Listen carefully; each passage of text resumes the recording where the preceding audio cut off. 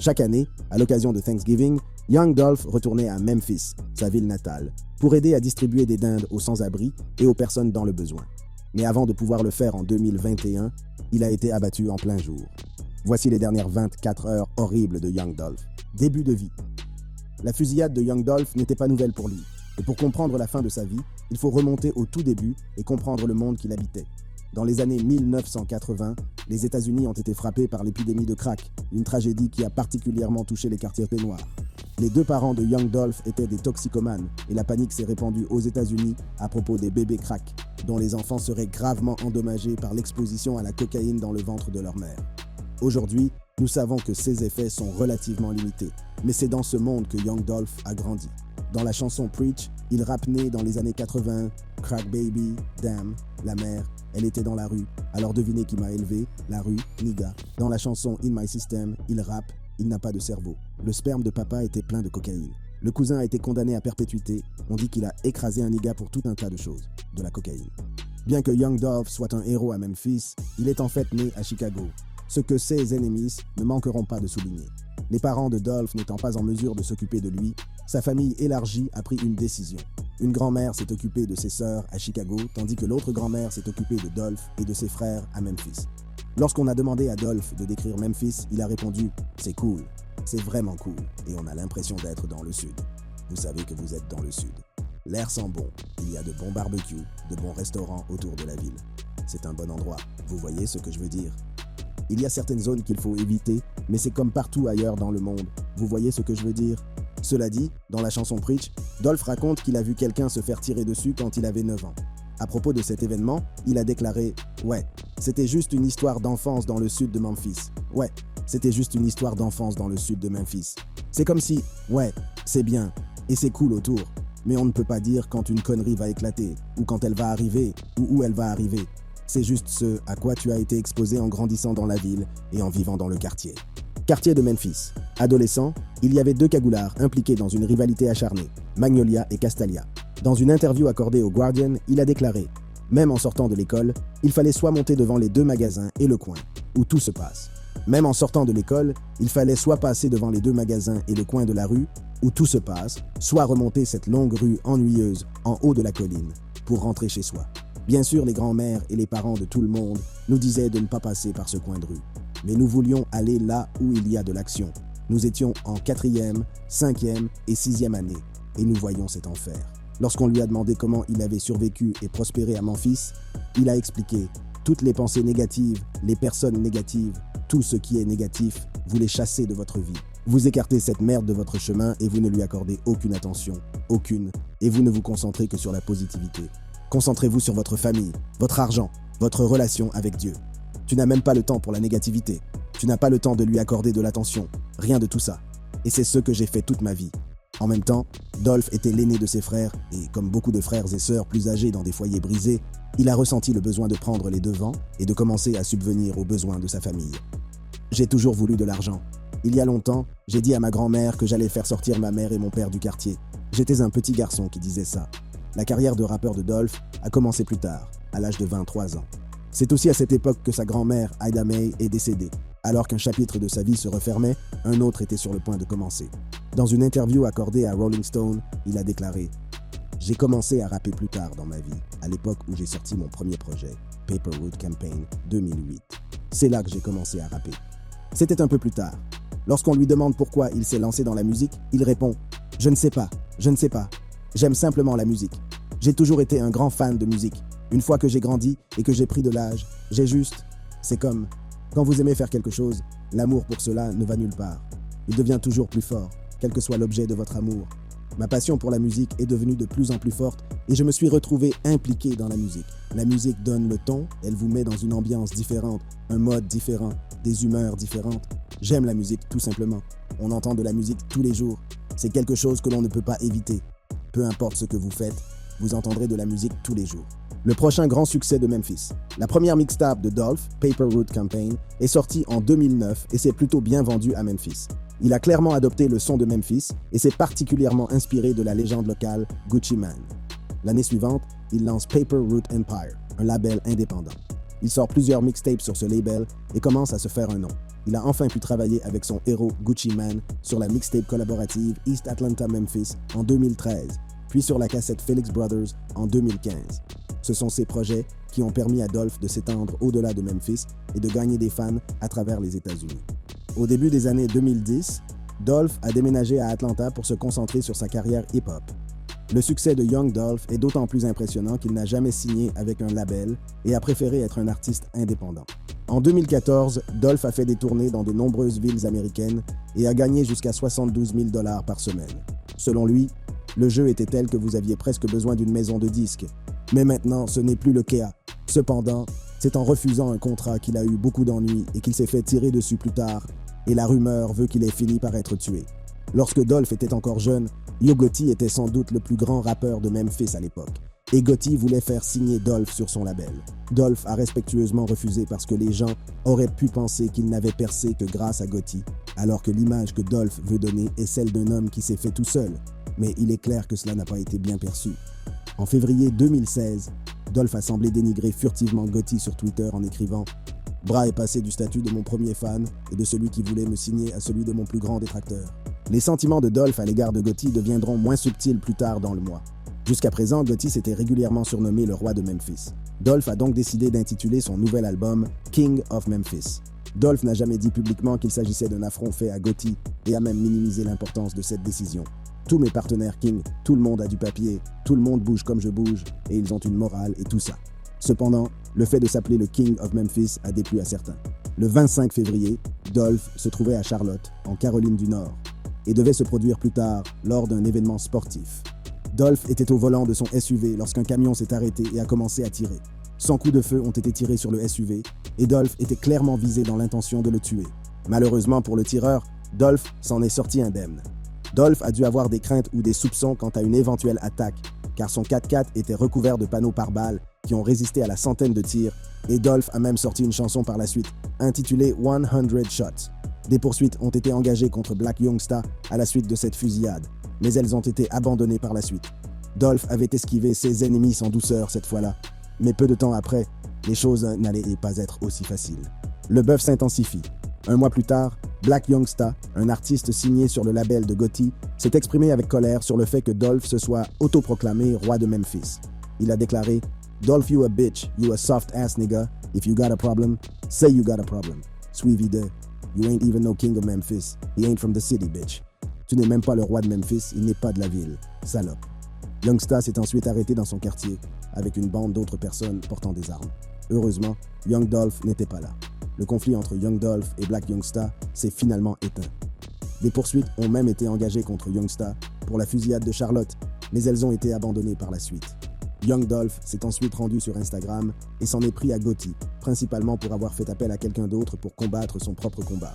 Sur Instagram, il a écrit « Tout d'abord, tout le monde sait que c'est toi, Ao Gotti, qui envoie ton artiste dire les conneries qu'il dit et fait. Je suppose que tu es toujours en colère parce que je n'ai jamais signé avec ta chatte. Ou bien tu es encore dans tes sentiments parce que tu as échoué avec Gucci Mane et que tu étais en colère contre moi parce que je continuais à faire du rock avec Gucci. » L'année suivante, Dolph sort la chanson « Play with your bitch », un titre dissident visant Yo Gotti. Sur ce morceau, il rime « Tu es passé de mon plus grand fan à mon plus grand détracteur. Tu es passé de mon plus grand fan à mon plus grand détracteur. Me priant de signer avec vous, mais j'avais trop de papier étant donné que le beef a été annulé avec Black Youngsta, ce morceau est plutôt surprenant. » Dolph a déclaré dans une interview que Gotti l'avait dénigré en douce. Il a déclaré « Ces 2 dernières mixtapes, il essayait de dissuader Dolph en douce. C'est comme si tu jouais. Tu veux jouer? Je ne vais pas jouer comme tu veux. On va jouer comme je veux jouer. Je vais te démasquer. Les faits s'ajoutent aux faits. Il ne sait pas comment répondre, parce qu'il n'y a pas de réponse. » Gotti a reconnu cette chanson en tweetant « Je suis partenaire d'affaires avec la Red et Jay-Z. » Dans le sillage de l'absence de diss track de Gotti, Dolph a fait monter les choses d'un cran. Il a sorti une vidéo pour Play With Your Bitch avec un sosie de Yo Gotti dans la vidéo. Au fil du temps, les choses ont semblé s'arrêter là. Problème à Los Angeles. En mai 2017, il a été interrogé sur l'état de son beef avec Yo Gotti et il a répondu « Merde, il n'y a pas de statut. La chanson est ce qu'elle estimate, c'est la fin de l'histoire. C'est terminé. Ce que vous entendez, c'est ce que vous avez. Ce que vous voyez est ce que vous obtenez. Vous avez la chanson et maintenant c'est fini. Tout est dans cette chanson et maintenant c'est fini. C'est terminé. Alors tout le jeu peut cesser, tout le jeu peut s'arrêter et il n'y a plus de jeu. » En septembre de cette année-là, il était clair que les choses n'étaient pas terminées. En fait, les choses étaient sur le point de prendre une tournure vraiment sombre. Ce mois-là, Dolph devait se produire au Marc de Los Angeles et séjournait à l'hôtel Loews d'Hollywood, situé à proximité. Young Dolph a été blessé par balle et transporté à l'hôpital. La police soupçonne Yo Gotti d'être impliqué. Corey McClendon, un associé de Gotti, a été inculpé de tentative de meurtre, puis relâché. Lorsque Dolph s'est fait tirer dessus la première fois, il a sorti la chanson 100 Shots et s'est vanté de son invincibilité. Cette fois-ci, la vidéo de sa chanson Believe Me s'ouvre sur des images d'actualité concernant la fusillade. Il s'en prend aux tueurs qui n'ont pas réussi à le tuer. L'autre côté du Dolph. En janvier 2018, Dolph s'est vu demander pourquoi il était attaqué et a répondu « Il faut leur demander. Mais je ne suis pas une personne qui vit dans la peur. Il y a des gens qui s'inquiètent vraiment de ce genre de choses, pas moi. » Pour ajouter à son attitude cavalière à l'égard de Death, il a sorti en février un album intitulé Niggas Get Shot Every Day. Les nègres se font tirer dessus tous les jours. Cependant, ces incidents très médiatisés ne représentent qu'une facette de Young Dolph. Depuis qu'il a explosé, Dolph s'est assuré de ne jamais tourner le dos à Memphis et de ne jamais oublier d'où il venait. En 2019, la fondation Ida May a été créée, une organisation caritative portant le nom de sa grand-mère et visant à aider les moins fortunés de Memphis. Cette fondation a été créée par Rita, la tante de Dolph, et Young Dolph en est devenu la figure de proue. Cette fondation a pour but d'aider les initiatives caritatives que Young Dolph a déjà menées à Memphis, comme la distribution annuelle de dinde aux sans-abri à l'occasion de Thanksgiving. Il a fait les gros titres plus tard dans l'année et a eu une querelle improbable avec le café Joe Van Gogh. Les baristas de ce café diffusaient la musique de Young Dolph dans le magasin, ce qui a poussé certains des clients les plus sensibles à se plaindre auprès des responsables de l'entreprise. Ces 2 baristas ont été licenciés. En guise de représailles, Dolph leur a donné $10 000 chacun pour leur permettre de rester debout et les a emmenés à l'un de ses concerts à Miami. Plus tard dans l'année, il est apparu clairement à quel point Young Dolph était déterminé à rester un artiste indépendant. Il a révélé qu'il avait refusé un contrat d'enregistrement d'une valeur de 22 millions de dollars. Il a posté sur Instagram « Ce n'est pas une de ces conneries de rap, ce n'est pas cette merde de super cap. Si on vous offre $1 million, vous signez votre vie, celle de votre mère, celle de votre père, celle de tous les corps. » Quelques mois plus tard, Dolph sort Dumb and Dumber, un album sur lequel il a travaillé avec un autre rappeur de Memphis, Key Glock, l'homme de famille. En 2020, il était clair que Dolph ne voulait pas de cette vie. Chaque fois qu'il était confronté à des situations violentes, il en était la victime et jamais l'auteur. Tout antagonisme de la part de Dolph provenait généralement de ses paroles et de sa musique. Il est également important de noter qu'à cette époque, Dolph est un père de famille d'une trentaine d'années qui mène une vie plutôt ordinaire. Pendant la pandémie, nous avons eu un aperçu de la vie de Dolph en tant que père et mari, lorsqu'on lui a demandé ce qu'il faisait pendant le confinement. Il a déclaré à GQ « Je suis dans la chambre de ma fille, dans son petit château qu'elle a acheté. Je suis dans la chambre de ma fille, dans son petit château. Elle s'y glisse, je me glisse avec mon gros cul dans cette saloperie. Je suis dans leur monde en ce moment. Tout ce qu'ils aiment faire, tout ce à quoi ils jouent, je suis dans leur monde. Je ne suis qu'un grand gamin en ce moment. » En 2020 également, la femme de Young Dolph a créé une fondation intitulée « Black Men Deserve to Grow Old » qui vise à aider les familles touchées par la mort de pères de famille victimes de crimes violents. La fondation a été créée en l'honneur de son frère décédé, et elle ne se doutait pas qu'un destin similaire attendait son mari. À cette époque, Dolph avait prévu de se retirer du rap, mais c'était surtout pour pouvoir se concentrer sur son label et soutenir d'autres artistes en devenir. Mais, comme la plupart des rappeurs qui disent s'être retirés, ils finissent par revenir très vite. Apparemment, son fils voulait qu'il continue à rapper, et il a donc sorti un autre album intitulé Rich Slave. Dumb and Dumber 2, une autre mixtape réalisée avec son protégé Key Glock, devait être son dernier projet. Il a écrit sur Instagram « J'espère que vous appréciez la nouvelle mixtape, c'est mon dernier projet. Je n'allais pas vous le dire, mais j'ai pensé que vous devriez savoir que j'en ai fini avec la musique.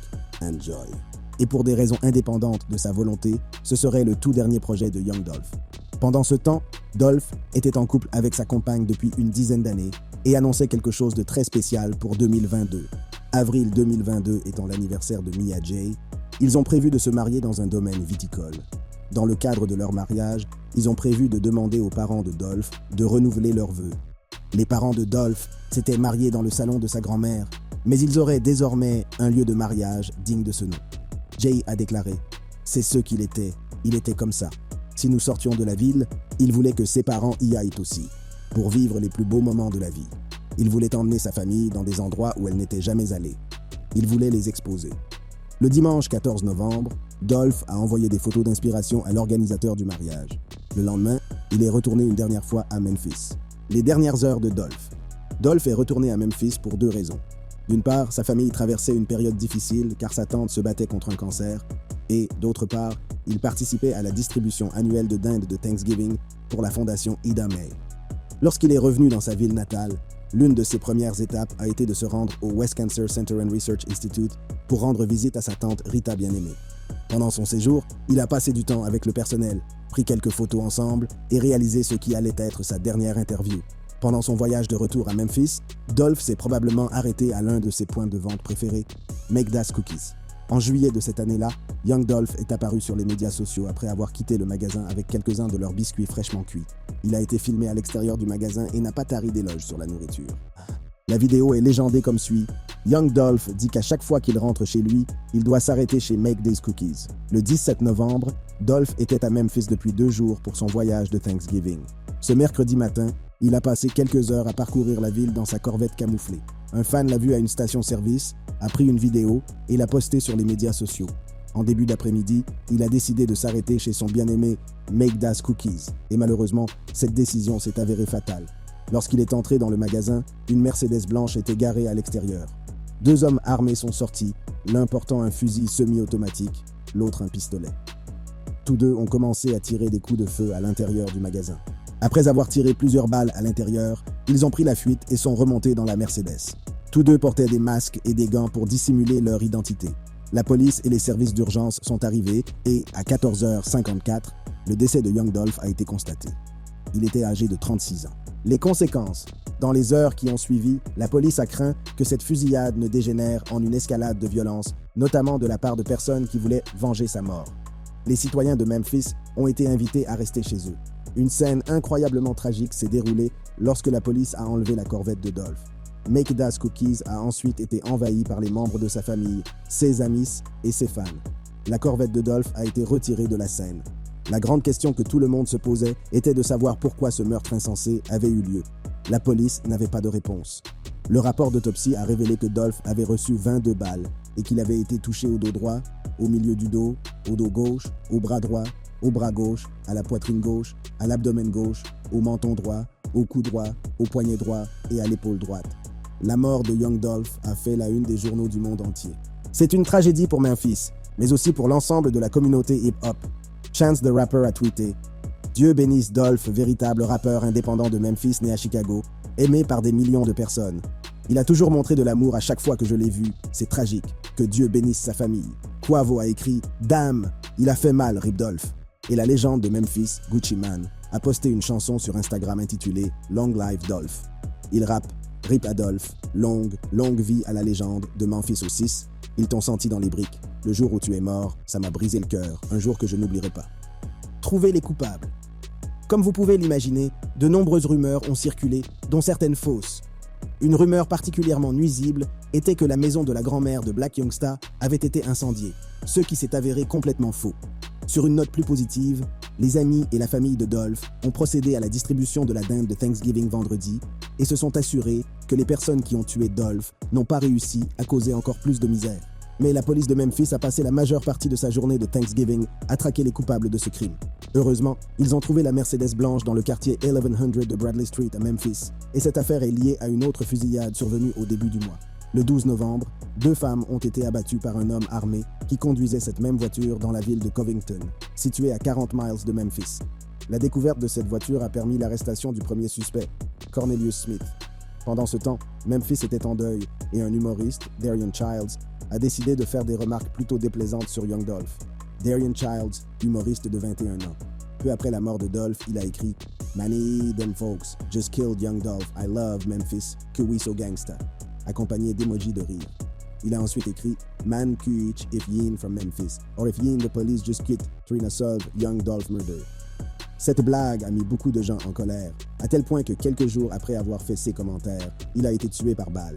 En décembre, Blac Youngsta a interprété sa chanson Shake Some de 2016, qui était une diss track visant Young Dolph. Compte tenu du passé de Dolph et de Blac Youngsta et Young Gotti, il ne serait pas inhabituel de supposer qu'ils sont impliqués dans le meurtre de Young Dolph. Cependant, aucun lien n'a été établi entre ces individus et le meurtre, à l'exception d'un seul, qui est un peu tiré par les cheveux. Je vous laisse vous faire votre propre opinion sur ce point. Selon allstarhiphop.com, Cornelius Smith est le cousin d'Adrius Smith, alias Lil Migo. Migo est signé sur le label Heavy Camp de Black Youngsta. Ceci étant dit, le site web dit qu'il est prétendument son cousin. Ce n'est pas quelque chose à exclure, mais ce n'est pas non plus quelque chose qui tiendrait la route devant un tribunal. Le deuxième suspect. Au fur et à mesure que la police approfondissait l'affaire, il semblait y avoir plus de questions que de réponses. Le 5 janvier, la police a lancé un mandat d'arrêt à l'encontre de Justin Johnson, 23 ans, avec le slogan suivant. Il doit être considéré comme armé et dangereux. Il doit être considéré comme armé et dangereux. Il est intéressant de noter que Johnson est également un rappeur, ce qui a incité de nombreuses personnes à se pencher sur son passé et sur les médias sociaux. Il se faisait appeler Straight Drop et des images intéressantes de lui sont devenues virales. Le 8 janvier, il a annoncé sur Instagram qu'il se rendait à la police. Il a posté « Je me rends lundi, je suis innocent. Je serai de retour plus tôt que vous ne pouvez cligner des yeux. » Puis une image a circulé montrant Young Dolph jouant dans un club et une personne ressemblant à Johnson a été aperçue derrière lui. Une autre image le montrait portant une chaîne avec la lettre PRE qui signifie Paper Route Empire, le label indépendant de Young Dolph. Straight Drop n'a jamais été signé par ce label et il n'est pas certain qu'il ait eu une quelconque relation avec Dolph. Par coïncidence, Johnson a sorti le clip de sa chanson Step Down 5 jours après le meurtre. Mais les choses deviennent encore plus gênantes pour Johnson. Une autre vidéo, Going Straight In, a été filmée à l'extérieur d'une maison située dans le quartier 1100 de Bradley Street à Memphis, à l'endroit même où la Mercedes blanche a été retrouvée par la police. Le 11 janvier, Johnson s'est rendu à la police. En février de la même année, la police a identifié une personne d'intérêt pour ce crime. Joshua Taylor, un habitant de Memphis, n'est pas soupçonné d'être lié au crime, mais possède des informations sur l'alibi que Johnson a donné à la police. En avril 2022, Johnson a été condamné à une peine de prison, mais principalement pour avoir violé sa liberté conditionnelle. Il passera au moins 2 ans en prison pour ne pas avoir été employé régulièrement, avoir manqué les dépistages de drogue et les thérapies obligatoires, ne pas avoir demandé la permission avant de quitter la juridiction et avoir été arrêté. Johnson a également été attaqué par des détenus en prison pour son lien présumé avec le meurtre de Young Dolph, un crime pour lequel il n'a toujours pas été reconnu coupable. Johnson et Cornelius Smith sont considérés comme les tireurs de ce jour-là, mais la police est convaincue qu'ils n'ont pas agi seuls. En fait, 1 an après la mort de Dolph, un 3e suspect a été inculpé. Le 3e suspect. Les choses devenant un peu compliquées, le procureur Steve Mulroy a expliqué la nouvelle situation. Quant à Hernandez Govan, il est intéressant de noter que l'acte d'accusation est daté de juin 2021. Il aurait planifié ce meurtre plusieurs mois à l'avance. Sa dernière adresse connue était le 1100 block of Bradley Street à Memphis, le quartier même où la Mercedes a été retrouvée et où Justin Johnson a tourné l'une de ses vidéos de rap. Ce qui est frustrant pour ceux qui veulent des réponses, c'est que le procureur n'a pas dit quelle était la relation entre ces 3 hommes et la question qui nous hante tous, le mobile. Autre coïncidence étrange, M. Govan était le père de la rappeuse Lota Cash Desto, qui a été tragiquement assassinée en septembre 2022. Hernandez Govan a écrit sur Facebook « Je pense que j'ai maudit U Destiné avec mon style de vie. Je m'excuse bébé. » Peu après l'inculpation de Govan, un 4e suspect s'est rendu à la justice, Jamarcus Johnson. Et si ce nom vous semble familier, c'est parce que Jamarcus est le frère de Justin. Et jusqu'à présent, il est le seul suspect à avoir plaidé coupable pour son rôle dans cette épreuve. Le 9 juin 2023, Jamarcus Johnson a plaidé coupable d'avoir aidé son frère Justin. Il a accepté de s'emparer de son téléphone et de sa voiture le jour où Young Dolph a été tué pour donner l'impression que son frère n'était pas à Memphis. Son avocat a précisé qu'il n'avait aucune connaissance ou implication dans le meurtre, mais qu'il pourrait être appelé à témoigner lors du procès. Et juste au moment où vous pensiez qu'il n'y avait plus de rebondissement, Joshua Taylor, une personne d'intérêt dans le procès, a été abattu. Celui qui a tué Young Dolph ce jour-là savait 2 ou 3 choses sur lui. Les commanditaires savaient qu'il serait de retour à Memphis pour la distribution de la dinde de Thanksgiving. Ils savaient qu'il aimait conduire sa magnifique Corvette camouflée. Enfin, ils savaient qu'il ne se lassait jamais des Make Das Cookies. Ce sont ces comportements prévisibles qui ont conduit à ce meurtre de sang-froid. À ce jour, on ne sait toujours pas ce qui est arrivé à Young Dolph lors de son voyage fatidique à Make Das Cookies. Ce qui est certain, c'est que l'héritage de Young Dolph perdure. Son protégé Key Glock continue de briller et la musique de Dolph continue d'inspirer d'innombrables artistes. En dehors de la musique, la fondation Ida Mae continue d'aider les gens de Memphis et poursuivra sans aucun doute sa campagne de distribution de dinde pour Thanksgiving. Young Dolph est certainement quelqu'un dont nous devons être reconnaissants. Merci d'avoir regardé. Cliquez sur certaines des vidéos que vous voyez devant vous.